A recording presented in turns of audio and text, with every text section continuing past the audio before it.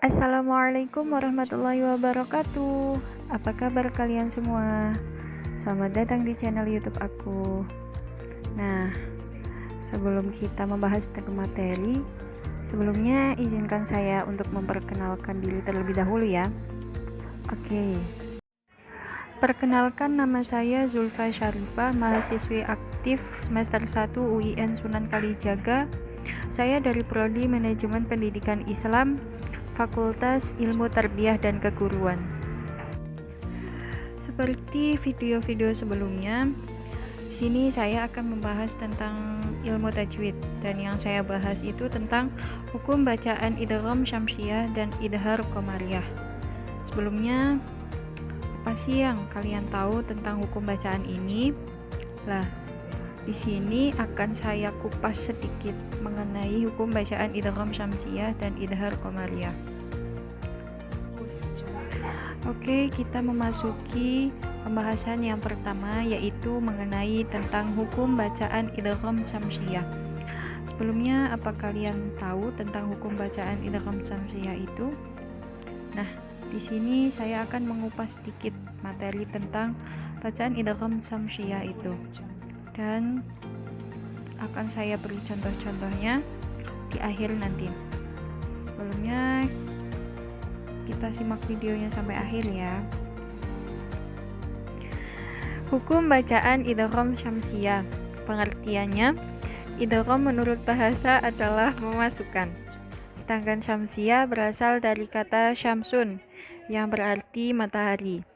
Idgham syamsiyah berbeda dengan idhar qamariyah, di mana idhar qamariyah cara membacanya membunyikan suara alif lam, sedangkan idgham syamsiyah tidak membunyikannya. Hukum bacaan disebut idgham syamsiyah adalah apabila ada lam ta'rif, yaitu alif dan lam, bertemu dengan salah satu huruf syamsiyah, yaitu berjumlah 14 huruf, diantaranya to, fa, shod, ro, ta, dot, dal, nun, dal, sin, bo, za, shin, dan lam. Cara membaca hukum bacaan idgham syamsiyah yaitu memasukkan huruf alif lam menjadi huruf syamsiyah. Maksudnya, huruf syamsiyah tersebut dibaca karena adanya tasydid dan huruf alif lam tetap ada namun tidak dibunyikan. Untuk lebih jelasnya, mari kita simak beberapa contoh di halaman selanjutnya. Mari kita simak beberapa contoh bacaan idgham syamsiyah. Yang pertama, di situ terdapat ayat yang berbunyi at-tammah. Di situ lafaz at-tammah dibaca idgham syamsiyah sebab terdapat alif lam dan huruf to yang bertasydid. Lafaz yang kedua, an-na'im. Kenapa lafaz an-na'im disebut dengan bacaan idgham syamsiyah? Karena di situ terdapat alif lamnya diikuti dengan huruf nun. Karena huruf nun itu termasuk huruf idgham syamsiyah, dan cara membacanya yaitu dengan memasukkan alif lam ke huruf syamsiyah. Begitu pula dengan contoh-contoh di bawah lainnya. Jadi begitu pula contoh-contoh ayat di bawahnya. Di situ terdapat huruf alif lam bertemu dengan huruf idgham syamsiyah. Jadi sudah jelas ya tentang hukum bacaan idgham syamsiyah. Dari awal tadi sudah dijelaskan pengertiannya, cara membacanya, dan huruf-hurufnya tadi sudah disebutkan. Dan sekarang contohnya pun sudah dibahas. Kita akan melanjutkan ke materi yang kedua, yaitu tentang hukum bacaan idhar qamariyah. Nah, dari sini nanti kalian mengetahui apa saja perbedaan tentang hukum bacaan idgham syamsiyah dengan hukum bacaan idhar qamariyah. Jadi, simak materi selanjutnya ya. Pembahasan yang kedua yaitu mengenai hukum bacaan idhar qamariyah. Apa sih yang kalian ketahui tentang hukum bacaan idhar qamariyah itu? Nah, sini saya akan mengupas sedikit tentang materi hukum bacaan idhar qamariyah. Ayo kita simak bareng-bareng ya. Hukum bacaan idhar qamariyah, pengertian. Izhar menurut bahasa artinya jelas, sedangkan qamariyah yaitu berasal dari kata qamar yang artinya adalah bulan. Menurut istilah, izhar qamariyah adalah membaca kalimat dengan jelas, yaitu bila huruf alif lam yang bertemu dengan huruf qamariyah. Hukum bacaan disebut idhar qamariyah apabila ada huruf alif lam yang bertemu dengan salah satu huruf qamariyah, yaitu yang berjumlah 14 huruf. Di antaranya hamzah, ba, ghin, ha, jim, kaf, wawu, kha, fa, ain, ya, mim, ha. Untuk lebih jelasnya, mari kita sama-sama lihat contoh bacaan idhar qamariyah. Lafadz pertama yaitu lafadz yang berbunyi fil ardi. Mengapa lafadz itu disebut dengan bacaan idhar qamariyah? Karena di situ terdapat alif lam yang diikuti dengan huruf hamzah, maka harus dibaca dengan jelas. Idhar tadi kan sudah dijelaskan artinya itu jelas. Contoh yang kedua ada lafadz al-bariyah.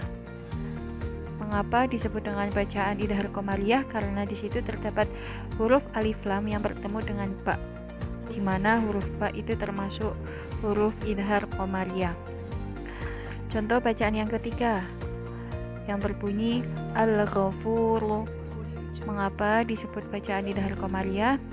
Karena di situ sudah jelas ya, terdapat alif lam yang diikuti oleh huruf ghin, yang mana huruf ghin itu termasuk dalam huruf idhar qamariyah.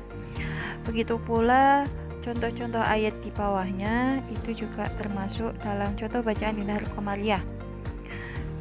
Dari sini sudah bisa dipahami ya, apa itu contoh bacaan idhar qamariyah, bagaimana hukumnya, dan apa saja huruf-huruf yang termasuk dalam idhar qamariyah. Sedikit berbagi tips dari saya bagaimana cara membedakan antara bacaan idgham syamsiyah dengan idhar qamariyah. Di sini saya mempunyai tanda atau mempunyai ciri khas yang gampang dibedakan, yang gampang digunakan untuk membedakan itu. Kalau idgham syamsiyah biasanya setelah alif lam diikuti dengan huruf yang bertasjid. Jadi selain diikuti dengan huruf idgham syamsiyahnya itu sendiri, di situ juga terdapat tasjid yang mana itu dibacanya dengan mendengung. Seperti contoh ayat wadduha. Dalam lafadz wadduha itu dijelaskan ada bacaan idgham syamsiyah yang mana ada huruf alif lam yang bertemu dengan huruf dot. Nah, huruf dot itu termasuk ke dalam huruf idgham syamsiyah, tapi di situ ada tanda tasydid, jadi bisa dipahami ya.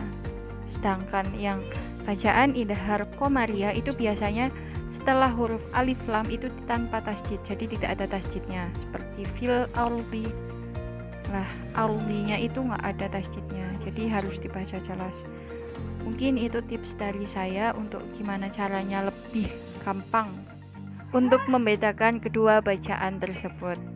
Dari sini sudah bisa dipahami ya, sudah jelas semuanya dari awal video, dari bacaan idgham syamsiyah dan yang terakhir yaitu bacaan idhar qamariyah.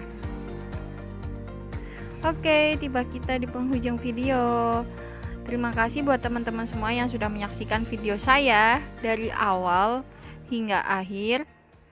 Dan jangan lupa ya buat kalian semua untuk meninggalkan jejak sedikit. Jangan lupa like, comment, and subscribe.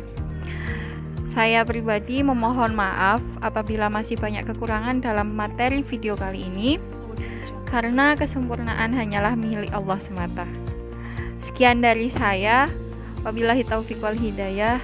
Wassalamualaikum warahmatullahi wabarakatuh. Terima kasih semuanya.